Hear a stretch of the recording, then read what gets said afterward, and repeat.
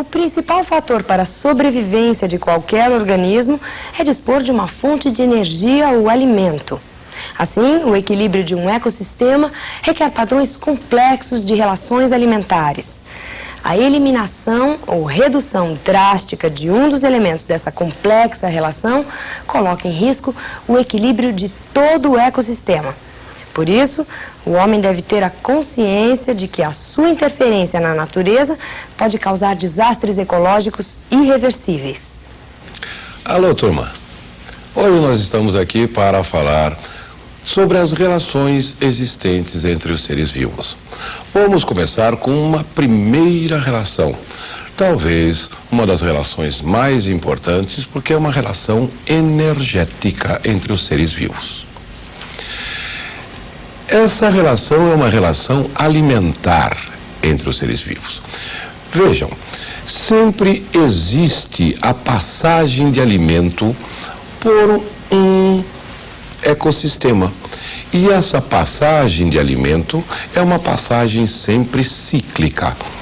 O alimento, ele circula ciclicamente dentro de um ecossistema. Como assim? Existem os produtores, os indivíduos que produzirão o alimento nesse ecossistema. Quem é que consegue produzir alimento? Quem transforma matéria inorgânica em matéria orgânica? Matéria inorgânica, água. Matéria inorgânica, gás carbônico. E vai transformar em matéria orgânica.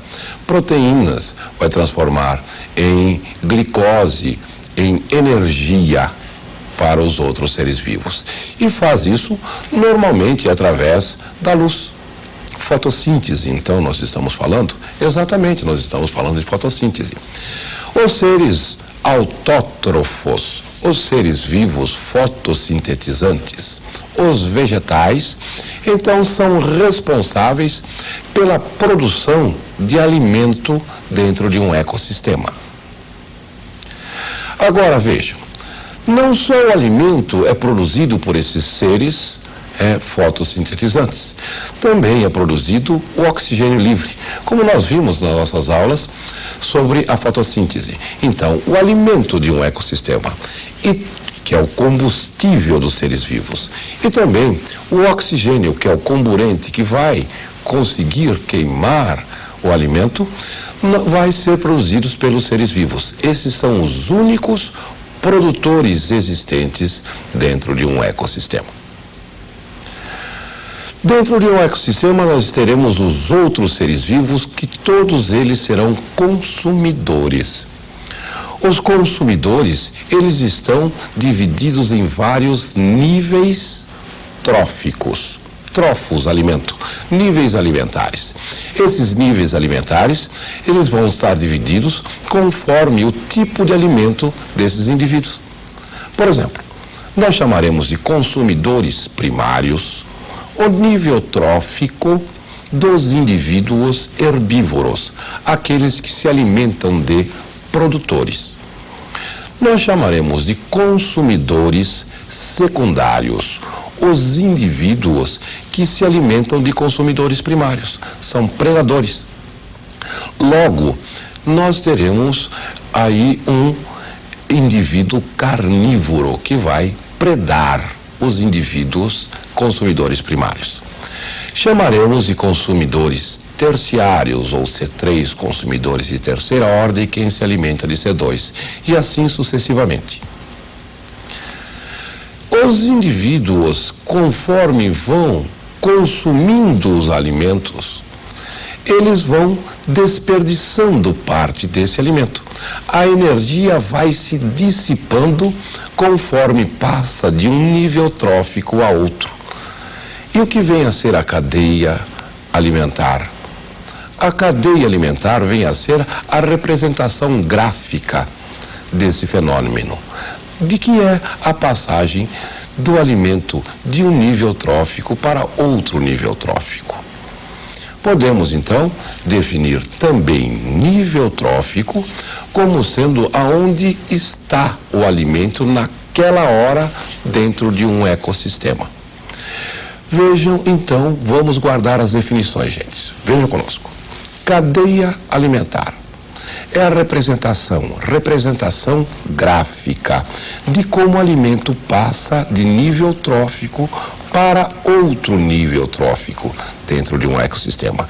Então, dentro de um ecossistema, temos diversos níveis tróficos.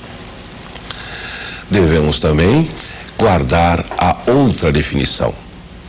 Qual a outra definição? A outra definição seria a definição de nível trófico. Conosco.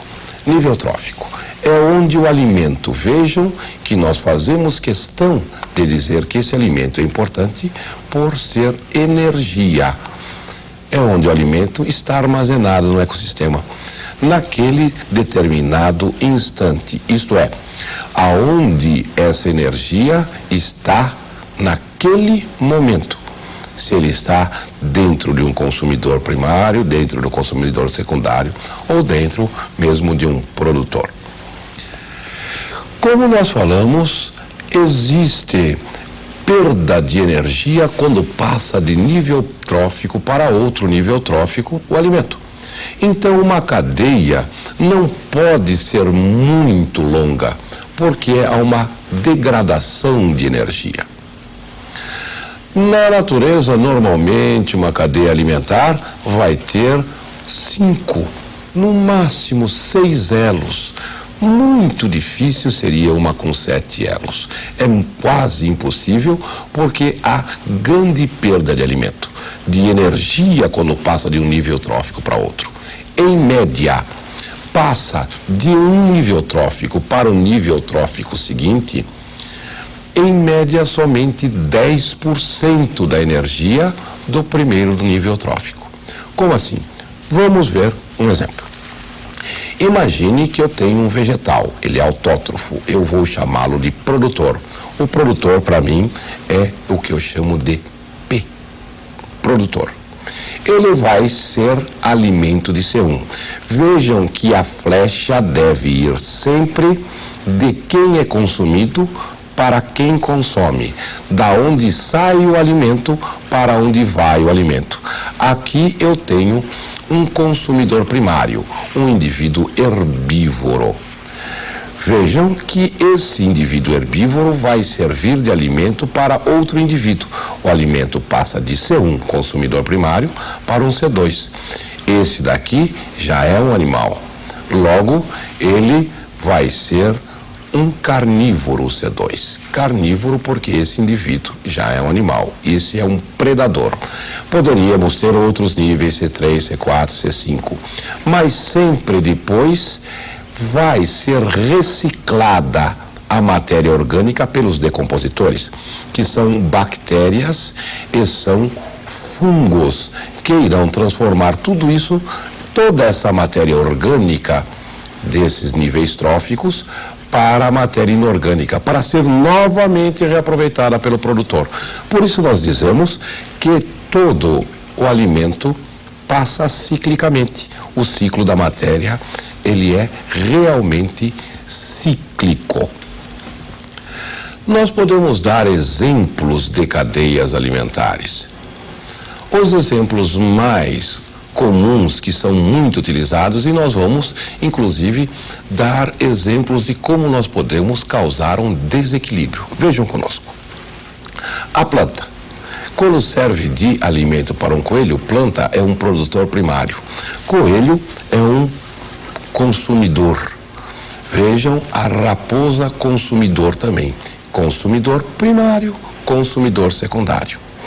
Neste caso, a planta está servindo para um rato de alimento, que vai servir de alimento para a cobra, que servirá de alimento para o gavião. Vejam que nós temos aqui uma cadeia mais longa que essa. No gavião vai ter menos energia do que na raposa. Nesse caso, mais longa ainda é a cadeia. No gavião, neste caso desse ecossistema, deveria ter em menor quantidade, porque não vai haver energia suficiente disponível. Vamos ver um exemplo de um desequilíbrio que poderemos causar. Uma certa comunidade tenta destruir todas as cobras ou destrói todas as cobras porque acha esse muito peçonhenta a cobra. Não existindo cobra, vai terminar os gaviões, porque não tem alimento do gavião. Como não tem o predador do rato, a comunidade de ratos vai aumentar muito. Essa população aumenta demais. Aumentando demais, vai consumir toda a planta que existir. Quando consome toda a planta, não existe mais alimento e acaba toda a população de rato. Veja, interferi em um único elo da cadeia e eu acabei com toda a cadeia alimentar. Eu acabei com todo o ecossistema. Por isso, o homem deve tomar muito cuidado, né, quando interferir no meio ambiente, porque pode estar interferindo negativamente. Na natureza não é comum uma cadeia alimentar, porque uma cadeia alimentar seria muito linear, o que não é comum na natureza. O que existem são realmente várias cadeias alimentares em um mesmo ecossistema, várias cadeias que se entrelaçam e são interdependentes. Uma cadeia sempre depende da outra. E a isso nós chamamos de teia alimentar. Vamos marcar o conceito? Vamos lá. Teia alimentar é o entrelaçamento de duas ou mais cadeias alimentares, e essas cadeias alimentares são sempre interdependentes. Como é esse negócio de interdependência das cadeias alimentares? É porque não existe somente um único caminho que eu posso ir pela teia alimentar. Nós preparamos aqui um exemplo de uma hipotética teia alimentar. Vejam conosco. Eu tenho dentro desse ecossistema o meu produtor, que nós podemos chamar de produtor primário, o único produtor que são as plantas, que servem para coelhos, para ratos e para insetos. Esses três indivíduos serão consumidores primários. Esse rato serve de alimento para a águia. Comendo o consumidor primário, a águia será um consumidor secundário, C2. Mas vejam, quando a cobra come o coelho, a cobra se transforma em consumidor secundário, porque está comendo o consumidor primário. E vejam, a águia está se alimentando da cobra. Ela é consumidor terciário. Além de ser consumidor secundário, ela também é consumidora terciária. Vejam que um indivíduo em uma teia alimentar, ela pode pertencer a vários níveis tróficos ao mesmo tempo. Por hoje nós deixamos você aí e dizendo, o homem deve tomar cuidado ao interferir no meio ambiente. Até a próxima semana, gente.